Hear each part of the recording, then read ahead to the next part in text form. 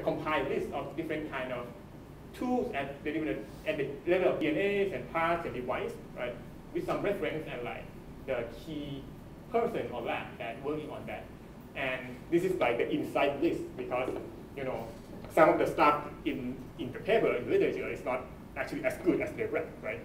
And also some good stuff is actually still underneath, still like on the process of developing. You know, we have some ongoing unpublished work. So if you want to discuss that, we can do it. And what I want to do, you know, this is my last slide. When I go back, you know, I don't know, maybe like a month or even a year from now, we say like, oh yeah, you know, I went to Thailand like last month or last year, whatever, and my friend and I came up with like, you know, 5 cool applications on something that you might never thought about. You want to give a shot? All right, thank you.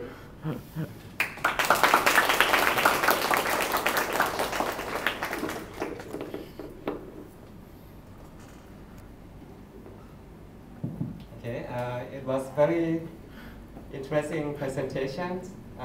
You did. We appreciate that. Now it's question time. You probably have about 10 minutes. Yeah. Who would like to go first?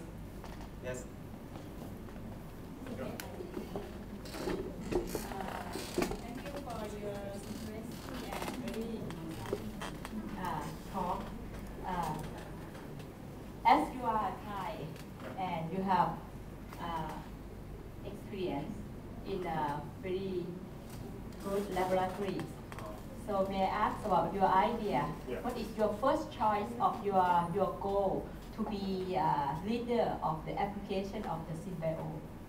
You mean like the kind of project or like or my position? Your dream that you would like to have this. Okay.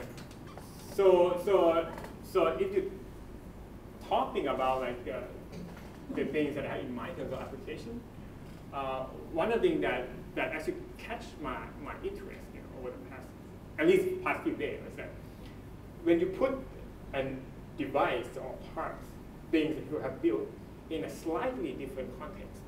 Let me give you an example. Right now, for the whole synbio community, all these like people that I have met, you know, for example, there are only one lab that knows something about cyanobacteria, for example, right? There are maybe like one or two students that ever think about, you know, we can do something about cyanobacteria, but yeah. So those kind of things is something that, you know, my dream is that, you know, the first step is like, you know, we have some tool that seems to work really well in some other contexts, right? We put in a slightly new context, and of course, it's not going to work for the first time, that's what I expect. But hopefully, it's not going to fail miserably, right? We go through a few process of refining it, right? And we get it to work, and it can have 2 important consequences. One is for us. We got to try like the tool that somebody just made, right? The hottest tool, the newest tool. But the second thing is even more important to me, is the thing that I can go back and I can tell them that, you know, all right, you know, like right now, this is a new way of thinking about this tool, you know, because like one of the things that is limited on that side in the US or China is that you know, the diversity of the idea of how to put the tools together. You know, I can imagine myself in the future, you know, I don't know, next year or next month, you know, hopefully, maybe like, you know, next year or a few years, like, you know, I can go back there and say like, you know, okay, all right, I have tried to put these two in a new context. This is another country, the country that I came from, all right. We are not good at everything, but we are good at this. We are the best at, I don't know what it is, but we're best at something, right? And at that time, you know, the whole world when they look at it, it's like, oh, who is this guy? Who is this country, right? And you can show them, oh, you know, this is the poster that I present at Sinberg or like at synthetic biology community or something. This is the one from Thailand, collaborate with ND Lab or whatever lab, right? And they say like, this is like the new way to look at the application, these tools, the new way to make biology easier to engineer in the practical way and in the short and middle range. Yeah.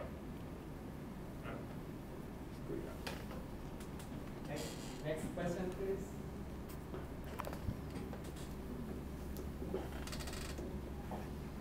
Any more questions?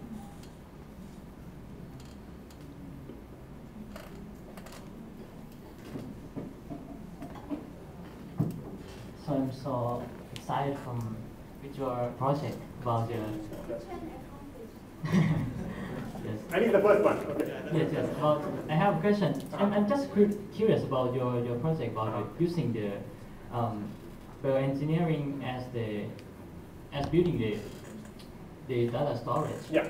But in practical way, is that your perspective that how can you bring your system, your idea, like you said, you have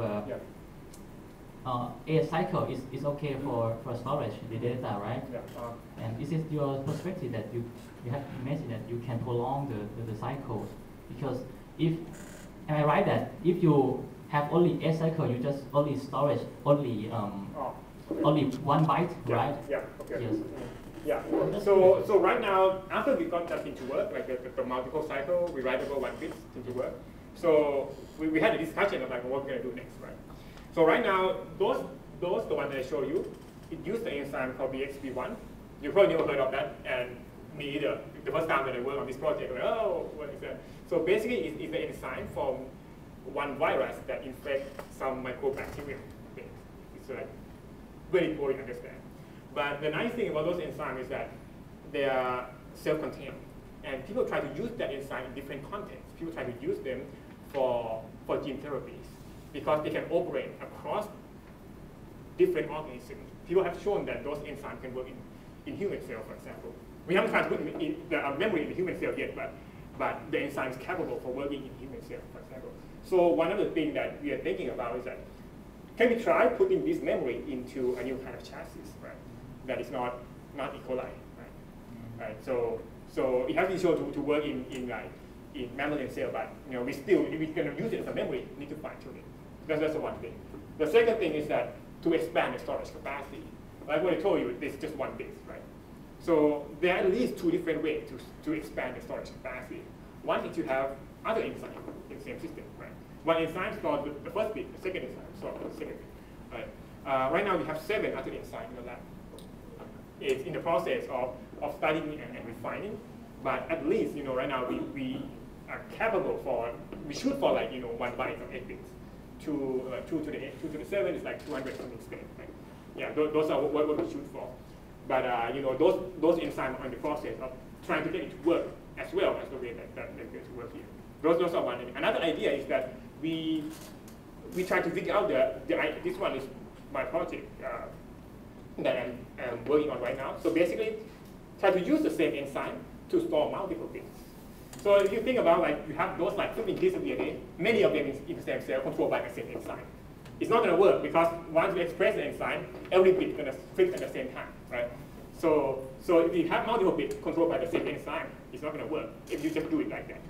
But my idea was that there are some ways that we can lock the site. You can say that I use this enzyme, but I have another input that can lock all the bits except for that bit that I want to flip, right? And the idea that I have and I'm in the process of trying is that we try to block the site. You think about those recombination sites. It's a physical piece of DNA. The enzyme needs to bind to the site to flip the site. So if you have something that binds next to them and block the access of the enzyme, we should use to block that site. So the thing that I've been trying, I just use like a repressor, for example. If you recall the way that inducible promoter works, the way that, let's say, like operon works, the way it works is that you have the promoter, right, and you have some repressor binding to the promoter, and you block the RNA polymerase from access the promoter. So we try to apply the same idea, but using the repressor or other protein that bind to DNA to block the recombination site. So this way, we can use the same enzyme, and we have different kind of protein that can block different sites, so we can control different bits individually. So these are really 2 ongoing projects in the lab right now. Yeah, and another thing that of course, we try to figure out a way to interface this thing with the native signal inside the cell. So right now it's just inducible promoter that we have, right? And the output is just GFP and RFP. But we try to connect it to other output, let's say, like the shape of the cell, you might switch from state 0, the cell is sphere, and state 1, the cell is elongated, or like state 0, actually there's another research project from other lab that they make a memory, not a rewritable memory, but a memory that can switch from one state to the next state. And they show that they can have the cell that instead of swimming in one direction, swim in the other direction by switching the state of memory. So those are kind of things that we're looking for. Yeah. Thank you. Other questions? Okay, maybe I have a basic question to myself. Well, you've been talking about genetic engineering as well as synthetic biology. To us, for biotechnology students, we've been familiar with the genetic engineering field, where we engineer genes from one organism to another organism. Now you talk about synthetic biology, and what we see is just quite the same thing. Now, is it just another fancy name for genetic engineering? To your view, what's the difference between genetic and synthetic? So you have a different opinion on that. So in my opinion, what I say is that it's a gradual process of developing the technology, right? So let me give you an analogy. When they thought about civil engineering, right?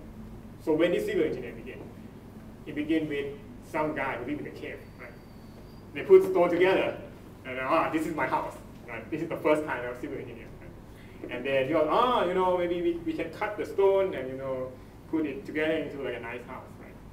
These are like the next generation. Right? And you figure out that, okay, we can create like, concrete by ourselves, right? And put them together. So basically, it's a different step that develops our like a capability to do more complex stuff. Right? The things that I probably want to refer back to is one slide that shows like the first and the second generation of technology, right? So genetic engineering is about like, I don't know, right now it's 20 to 30 years old, I think, like the first recombinant DNA, right? So those are cut and paste, right? Remember, like the first generation of technology is like cut and paste, right? PCR and like sequencing, right? But the next generation is like, okay, we're gonna synthesize the whole genome. We're gonna figure out the way that we can connect multiple pieces together easily. Right? For example, you look at like the bicycle project, for example. It's kind of a new attempt to like, no, maybe we can do it more than just one gene. We can try to do it 10 genes, and we want to do it fast and quick, right? So it's a new movement in the sense that, okay, all right, we can make it easy and fast and cheap, right? But if you define genetic engineering as any kind of gene manipulation, yeah, it's similar in that sense. Yeah. Thank you. All right, I think that's about time. Thank you very much for being here, spending your vacation time visiting us and give us a nice talk. Parkoom is still with us for a couple more days. He's still in Thailand. He will be back to the States the 9th of January. If you still have questions regarding to his work or anything about synthetic biology, he is around. He's still around, and you can keep in touch with him. For this, I would like everybody to give a round of applause to our guest speaker.